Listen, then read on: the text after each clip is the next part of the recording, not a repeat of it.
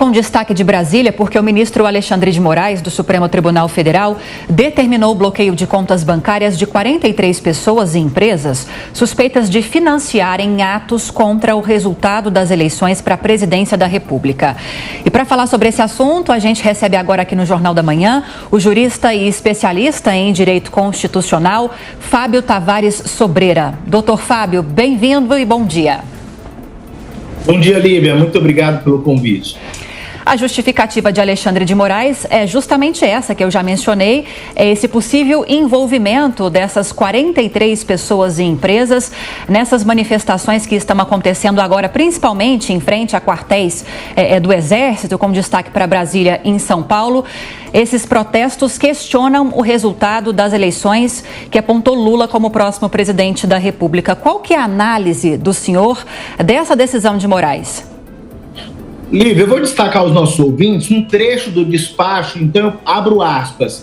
Urgente o bloqueio de contas bancárias dos investigados diante da possibilidade de utilização de recursos para financiamento de atos ilícitos e antidemocráticos. No Brasil, nós literalmente estamos punindo supostamente quem vem a cogitar. Atos de pensamento estão sendo punidos. Se não bastasse, o inclito ministro Alexandre de Moraes conhece direito constitucional e direito penal como ninguém e sabe muito bem que a cogitação, suposta cogitação, não é punível. No seu despacho, ele faz menção à possibilidade e qualquer estudante de direito mediano conhece essas denominações, principalmente o ministro, que foi membro do Ministério Público aqui do Estado de São Paulo, então conhece o direito penal. Se não bastasse, Lívia, Tiago e os demais colegas de bancada, o ministro trouxe que essas condutas atentam contra o Estado Democrático de Direito, literalmente indicando que esses atos, entre aspas, antidemocráticos, seriam crimes. Ocorre que o título 12 lá do Código Penal, que foi inserido pela Lei 14.197 de 21, revogou a Lei de Segurança Nacional. Lei essa que era aplicada conforme o vento, literalmente. Ela foi tarde. E por que a Lei de Segurança Nacional foi revogada? Simples. Porque ela trazia tipos penais em aberto. O que são tipos penais em aberto? São literalmente normas penais que dependem de um juízo de valor do julgador. Em outras palavras, ao dizer atos antidemocráticos, literalmente nós estamos colocando a sociedade, estamos deixando a sociedade civil à mercê do seu julgador. Então, se não bastasse essa interpretação contrária ao texto constitucional, o título 12 do Código Penal, que trata dos crimes contra o Estado Democrático de Direito, principalmente o dispositivo citado pelo ministro, é flagrantemente inconstitucional. Tipo aberto ofende a segurança jurídica. A Amanda Klein também já está conosco aqui no Jornal da Manhã. Amanda, bom dia e sua pergunta. Bom dia a todos, bom dia, doutor. Eu queria citar mais alguns trechos aqui do despacho do Alexandre de Moraes, para meu ver, o que fere os direitos, principalmente o direito da população brasileira que elegeu o presidente Lula, é que pessoas constantemente se manifestem em frente a quartéis generais e não pela manifestação em si, mas pelo pedido, pela demanda delas, que é absurda e não encontra previsão constitucional. Elas pedem, todos os cartazes mostram isso, não é um, não são dois cartazes, são todos, SOS Forças Armadas. Elas pedem o que chamam de intervenção federal. Aliás, nosso repórter Bruno Pinheiro, que apareceu há pouco na reportagem, foi agredido essa semana, aviltado por esses manifestantes, 2 repórteres e um cinegrafista da Jovem Pan, porque estavam transmitindo as informações ao vivo, ou seja, jornalistas sendo agredidos por manifestantes. O despacho do ministro Alexandre diz o seguinte, que esses empresários fornecem uma estrutura completa para a manutenção do abuso do direito de reunião, além do fornecimento de diversos caminhões para o reforço da manifestação criminosa, o deslocamento inautêntico e coordenado de caminhões para Brasília para ilícita reunião nos arredores do quartel-general do Exército com fins de rompimento da ordem constitucional pode configurar o crime de abolição violenta do Estado Democrático de Direito. E, obviamente, que essa decisão é baseada em inquéritos, em investigações, em apurações da polícia, principalmente da Polícia Militar do Distrito Federal. O senhor não acha isso grave? Vamos lá. Bom dia, Amanda. Primeira coisa que eu preciso pontuar, Amanda. O dispositivo citado pelo ministro no despacho dele deve ser levado em consideração o núcleo. O tipo penal fala em abolir. Então, nós temos que analisar o claustro psíquico dessas pessoas, exatamente qual é a vontade real delas. A vontade desses manifestantes, literalmente, é de protestar, criticar, exercer um direito constitucional de ter acesso a informações claras.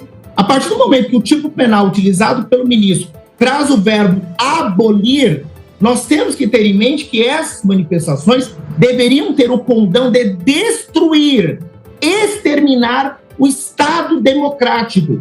E o que nós estamos identificando são pessoas que literalmente estão exercendo o seu direito constitucional à reunião sem se utilizar do verbo destruir. E se não bastasse, Amanda, se me permite, o STF, lá na Lei de Segurança Nacional, exigia e exige 2 requisitos.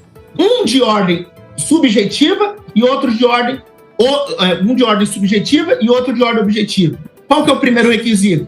Temos que ter movimentos políticos combinado com a lesão real, potencial à integridade do Estado. Qual é a potencialidade dessas movimentações? E se não bastasse, com todas as vênias, está na lei. Movimentos, passeatas, greves, reuniões, todo e qualquer movimento social, essas condutas são antijurídicas.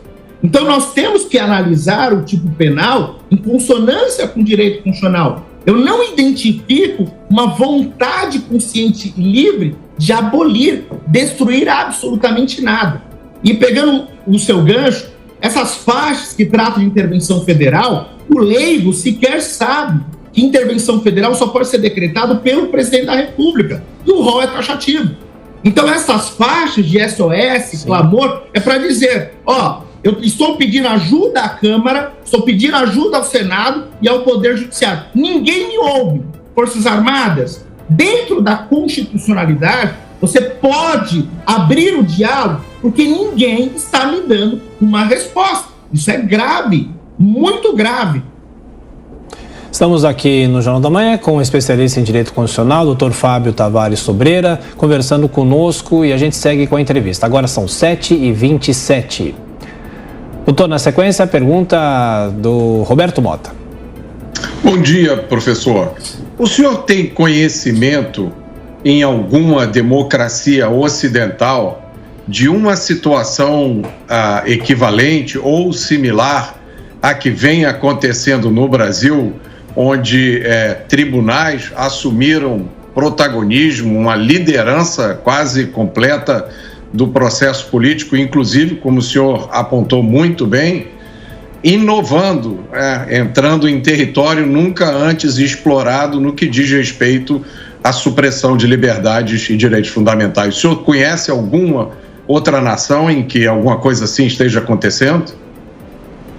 Todo Estado, Mota, que começou com esse tipo de coisa, literalmente saiu de um presidencialismo, passou para um semipresidencialismo, e isso acaba literalmente desbocando num Estado ditatorial. E eu explico.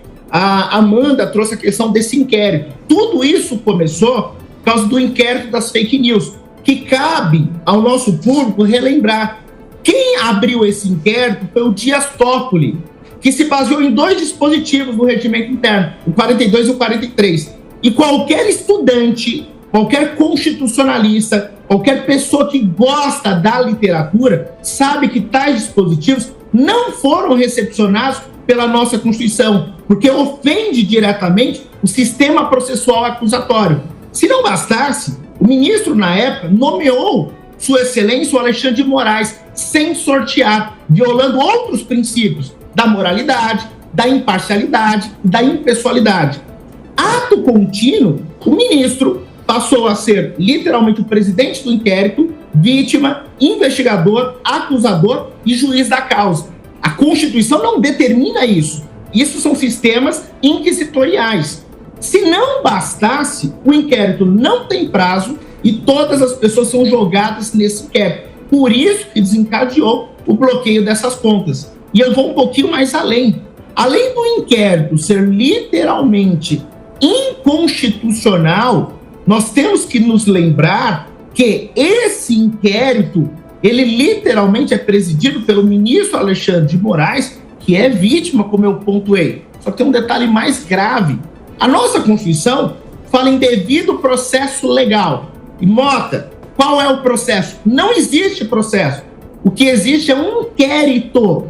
E esse inquérito já está contaminado desde a sua origem. Então, respondendo a sua pergunta objetivamente, o que vem acontecendo no Brasil é preocupante, é lastimável. E eu lamento muito que os nossos deputados, em respeito ao deputado que está presente, os nossos senadores, juristas, a própria OAB e a sociedade civil como um todo, formado por intelectuais e jornalistas de nome, tirando evidentemente a nossa Jovem Pan, que tem um jornalismo imparcial, contundente, estão silentes.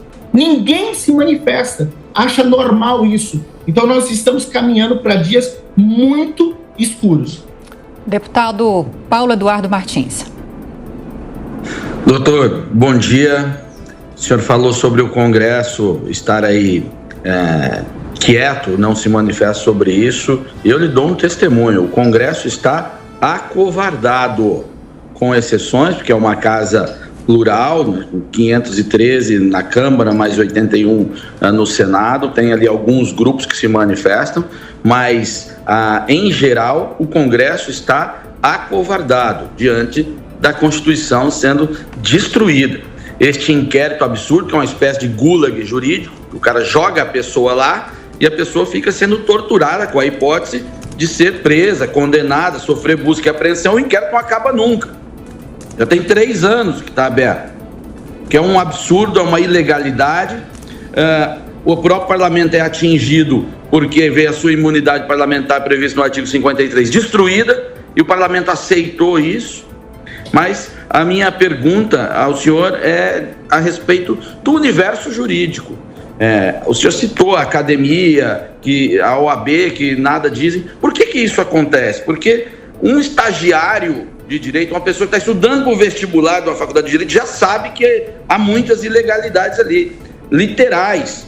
A violação ela é clara. Por que grandes nomes do universo jurídico estão quietos ainda? Por que a OAB, com exceção de algumas seccionais da Ordem dos Advogados do Brasil, ainda não se manifestou? É porque as vítimas são convenientes ou é por outra razão?